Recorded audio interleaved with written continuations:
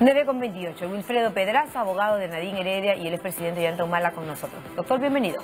María Jesús, buen día. Buenos días. Bueno, ha señalado usted que esta decisión del Tribunal Constitucional finalmente dignifica, ¿no es cierto?, a la institución, prestigia a la institución, en el sentido de que se logró finalmente hacer eco a este pedido de habeas corpus.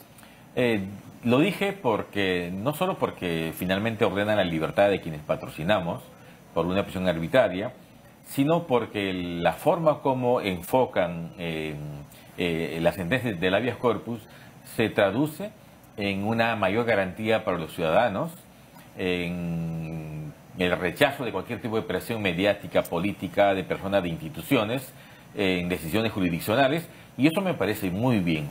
Creo que el país ha ganado o está ganando una reposición de vigencia de derechos en un espacio, contexto en el que está exacerbado un poco las acciones de carácter penal. Ahora, doctor Pedraza, comprenderá usted que este es un tema que ha generado opiniones a favor y opiniones en contra. Vayamos a las instancias, digamos, de lo que se refiere a la administración de justicia en el país. Dígase Poder Judicial, Ministerio Público, quienes han señalado, por ejemplo, el fiscal Sánchez, que respetan la decisión del TC, pero que los fiscales tendrán que tener el uso de las prerrogativas en lo que van hacia adelante. Bueno, esas son las reglas procesales. Lo que está muy claro es que en el país no se debe continuar imponiendo prisión preventiva sobre la base de hipótesis que no se corroboren, sobre la base de afirmaciones que solo tienen como sustento una frase vacía, sin datos fácticos. El proceso penal es, por excelencia, un proceso que se construye sobre la base de pruebas o indicios. Y una prueba e indicio es un testimonio, un documento, un hecho material, un hecho fáctico. Nunca se encontró ningún indicio, por ejemplo, en el caso del proyecto OH, ¿no? Lo que pasa es que el tema probatorio de si son responsables o inocentes es un asunto que se va a discutir en el juicio oral. En este momento la discusión es, ¿hay fundamentos para una prisión preventiva? Es decir, y prisión preventiva además sobre la base de peligro procesal. ¿Hay peligro de fuga de verdad? Pues la Fiscalía dijo que sí, nunca lo acreditó con nada y por eso es que el Tribunal Constitucional ha revocado esa sentencia. Bueno, para la Fiscalía, digamos que estos aspectos que marcaban un peligro de fuga, el tema del trabajo de Nadine Heredia en la FAO o las facultades, ¿no es cierto?, los poderes, digamos, para que los hijos puedan salir del país con un familiar, lo consideraba la Fiscalía en aquella instancia, en aquel momento, peligro de fuga. Mientras tanto, ellos señalaban, y el Ministerio de la Defensa decía, no, el arraigo está garantizado. Siempre han acudido a cada diligencia. El Tribunal Constitucional señala 3 o 4 puntos muy importantes. A ver, en primer lugar dice que cuando un juez haga una evaluación para tomar una decisión, tiene necesariamente que tomar en cuenta lo que el fiscal le aporta, versiones de cargo, pero también lo que la defensa descarga. En las resoluciones judiciales de la prisión preventiva del señor Humala hay un análisis sobre la base básicamente de lo que el fiscal aporta. Y no examinan nuestro descargo. Y eso ciertamente es una tergiversación de lo que es un proceso en el que un juez se supone que es neutro, escucha ambas partes. Pero se ha acusado mucho con todo respeto, pero es el magistrado Espinosa, al que señalan, ¿no es cierto?, la cercanía con la familia Humala Heredia, con la pareja. Ese proceso para ustedes, sin embargo, se dilataba mucho y no se trataba a todos con la misma vara. Así es que a ellos se les ha puesto prisión preventiva sobre la base de lo dicho por Odebrecht. Otros también tendrían que haber estado en prisión preventiva. Pero en este tema se ha hablado mucho respecto al magistrado Eloy Espinosa y la verdad, pura falsedad. Primero porque él no fue propuesto por el partido humalista. El señor Espinosa fue propuesto por Solidaridad Nacional. Obviamente, en ese momento se elegía 3 magistrados y los partidos lo que hicieron fue consensuar. Salió el señor Sardón, no recuerdo quiénes más, con votos de todos. El magistrado Espinosa, en el habeas corpus anterior que autorizó la investigación por lavado a Nadine Heredia de este caso, votó en contra nuestra. Entonces, ¿de qué Espinosa cercano a nosotros estamos? ¿No?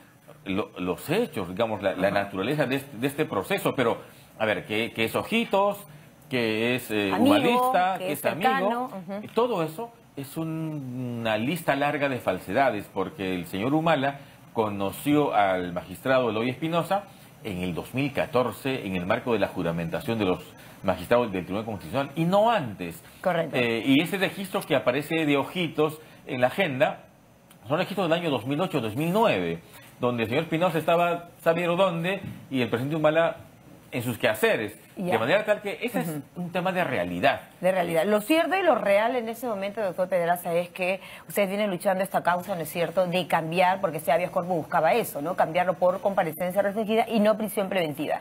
En el tema de fondo, ¿no es cierto?, porque esa es la forma, en el tema de fondo ellos continúan en un proceso de investigación. Sin duda, la investigación de fondo continúa. Y continúa hasta que los fiscales y jueces lo decidan y por el tiempo que ellos lo decidan. Simplemente aquí se ha discutido si corresponde o no enfrentar la investigación en prisión preventiva o en comparecencia. El Tribunal Constitucional ha dicho que debe ser en comparecencia porque la consistencia de las decisiones judiciales no son razonables para fundar una prisión preventiva. Pero aquí uno tiene que preguntarse, y supongo que la defensa naturalmente primero que nadie es, entonces, ¿por qué los metieron en prisión preventiva? Si finalmente vemos que... O sea, ¿qué pasa con la cuestión procesal, jurisdiccional? A eso voy, ¿no? Porque se trata entonces de una arbitrariedad absoluta y el Tribunal Constitucional así lo explicita. Por eso le dice, juez, para decidir, tome en cuenta lo que el fiscal dice, pero tome en cuenta también lo que la defensa dice. Ese es un tema elemental en un proceso. Correcto. Un proceso penal no es un asunto del fiscal y del juez. Hay dos partes. Ahora, hay un tema más aquí, en este modelo procesal, en el que modelo se supone hay un juez de garantía neutro que escucha a ambos y toma una decisión. Bueno, el juez Concepción Cargancho fue muy incisivo en el tema y vimos que en ese momento fue, digamos, como que resaltada la gestión del juez en el sentido de atreverse a mandar a prisión preventiva a un expresidente. Pero un juez tiene que, yo creo, que tomar decisiones sobre la base del derecho y no sobre si soy valiente o no soy valiente. Lo que está claro es que al juez Concepción Cargancho le han revocado todas las prisiones preventivas y el Poder Judicial debería de analizar esa situación. A mí me parece que un juez de esa naturaleza no debe estar un minuto más tomando decisiones de esta magnitud, porque si todas las decisiones se las revocan y por lo mismo, porque no hace una evaluación adecuada, porque sus fundamentos son ilógicos, tiene argumentación falsa, es un juez que constituye un serio peligro para la comunidad. ¿Sigue pensando la defensa de Nadine Heredia y de Ollanta Humala que sobre la base de los hechos otras personas también deberían estar bajo la figura de prisión preventiva? A ver, nosotros nunca hemos promovido la prisión preventiva de nadie. Por el contrario, digamos, yo por formación, por principio, postulo que los investigados deben enfrentar la investigación con libertad y que al final el juez decida si uno es responsable o inocente. Pero después vemos gente que se fuga del país, ¿no? También. Bueno, justamente el tema del peligro de fuga, el peligro de fuga es real, sobre la base de algún dato fáctico, sí justifica la prisión preventiva. Pero en el caso de la señora Osumala Heredia, la Fiscalía dijo peligro de fuga, y nunca pero ya estaba en la FAO para trabajar fuera del país. Eso fue a la FAO, un organismo de las Naciones Unidas, a trabajar. Y cuando el juez le dijo a Nadine, retorna, ella volvió. Por eso el tribunal, fíjese lo que le dice a la sala, que es ilógico decir, Heredia se va a fugar, y para fugar además con la familia deja poderes para los hijos, y ella ya estaba allá. Y le dice el tribunal, ¿cuán de ilógico es ese razonamiento? Además consultó antes de salir, ¿no? Y se le dijo, sí puedes. Consultó, informó, pero lo más importante es que retornó. Entonces, es ilógico, dice el Tribunal Constitucional, porque ella estaba ya de viaje, los hijos nunca salieron. Al revés, ella volvió. Es decir, si ella estaba afuera y quieren fugarse, ojo, si se fue y quieren fugarse, lo lógico es que los hijos viajen y ella se quede. Ojo, doctor los hijos Pedraza. no viajaron y ella volvió. Entonces, se puede seguir afirmando seriamente que quieren fugarse. Miren, ya hay un poco de seriedad. Ahorita, y a partir de ayer, se han empezado a señalar una serie de comentarios, ¿no es cierto? En el sentido de que ya habría incluso un plan aquí de fuga o de asilo. Bueno, pero eso ya es una tontería absoluta. No, pero se lo menciono porque, del digamos... señor Tejade, que la verdad lo menciono... así, tal puntualmente. Así, tal puntualmente. Pero en verdad no resiste ningún análisis. Claro, pero a propósito del doctor Tejade, ¿no es cierto?, abogado, muy cercano a la pareja anteriormente, y sabemos todo lo que ya ha pasado en esa relación, digamos, dice que aquí no se ha respetado, digamos, el proceso, contrariamente a lo que señalan ustedes, la defensa, y que sienta un mal precedente para la jurisprudencia en el país. No tengo ningún comentario, la verdad. Yo creo que el Tribunal Constitucional ayer ha dado una lección de cómo un juez debería de fundamentar cuando toma una decisión que afecte derechos fundamentales. El magistrado Blume, presidente del TC, ha señalado que el proceso penal, como corresponde, debe ser un proceso constitucionalizado, es decir, que se tiene que priorizar la defensa de los derechos, no de Humala, de todos nosotros. Perfecto. Ahora, la denuncia formal, doctor Pedraza, en el Perú, ¿podemos meter a la cárcel a la gente sin tener una denuncia formal o meses, digamos, en prisión? A eso voy, ¿no? ¿Qué lecciones nos deja para aprender en el sentido procesal este tipo de hechos que vemos ahora?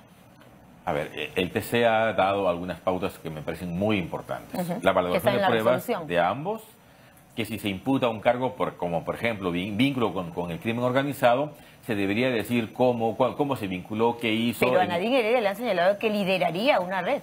Bueno, pero es que eso es una barbaridad. Y además, algo que parece banal, pero me parece importante, dice el TC que las audiencias vinculadas a estos temas debería hacerse con el plazo adecuado y en un horario adecuado también. Porque ¿qué ha pasado en nuestro caso? Pues a mí me notificaron el requerimiento de prisión preventiva, 1.500 folios, tenía 12 horas para estudiarlo y ya estábamos en la audiencia. Y una audiencia nocturna, de amanecida. El TC dice, eso es una barbaridad. Perfecto. Hay algo importante también, doctor Pedraza, y es que en estos últimos días, por ejemplo, hemos visto que el presidente del Poder Judicial, el doctor Duberly Rodríguez, señala que se tiene que hacer acopio de diversas estrategias procesales, jurisdiccionales, ¿no es cierto?, para que no se libere a personas sin sentencia. Pero si una persona está en la cárcel sin sentencia tanto tiempo, tampoco es debido proceso, por otro lado, ¿no? A eso me refería a las lecciones que nos deja este capítulo, digamos, de las investigaciones de Odebrecht y en el caso de los Humala Heredia también Venezuela. Mire, la prisión es una necesidad y lo sé perfectamente. Y hay que usarla racionalmente cuando corresponda.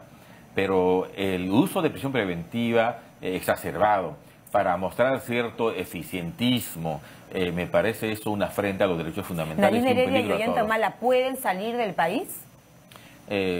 Pueden salir del país, pero no van a hacerlo para no tienen impedimento de salida del país, que yo sepa, ¿no? No tienen ningún impedimento. Y hay quienes señalan inmediatamente. Pero es la misma barbaridad que la Bueno, pero para todos sería, los que están ahí en la agenda o que se señala, por ejemplo, lo que han mencionado. Mire, Susana Villarán, por ejemplo, ha pasado antes de la prisión preventiva fue que ellos no tenían impedimento y no viajaron. El presidente Humala viajó una vez en agosto del 2016 y volvió 5 días luego. La señora Heredia viajó una vez y volvió. Ya. Entonces, su colega Alberto Otárola ha señalado que el día de hoy deben dejar los penales, pero este es un tema también de un proceso con el INPE, ¿no es cierto? A ver, hay un tema que estamos tratando de salvar.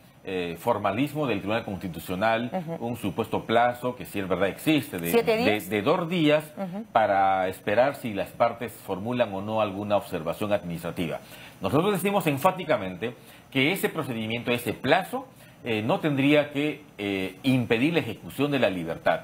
Si ya el Tribunal Constitucional ha señalado que la sentencia del juez Caruancho y de la sala es inconstitucional, quedarse un minuto más privado de libertad el expresidente Humala y su esposa es un abuso atentar al debido enorme. proceso. Entonces, ¿qué vamos a hacer? ¿Un habeas corpus contra el habeas corpus? Yo creo que las instituciones tienen que ser más flexibles, salir del marco del corset formal, porque esos 2 días de plazo que hay para aclaración no es una instancia, la aclaración es un recurso impugnativo. Entonces, no hay nada que cuestionar, quizás alguna precisión, si la Procuraduría quiere. Doctor Pedraza. Pero ojalá sea hoy la libertad. Bien, muy amable, el doctor Wilfredo Pedraza, abogado de Nadine Heredia y Ollanta Humala, estuvo con nosotros esta mañana.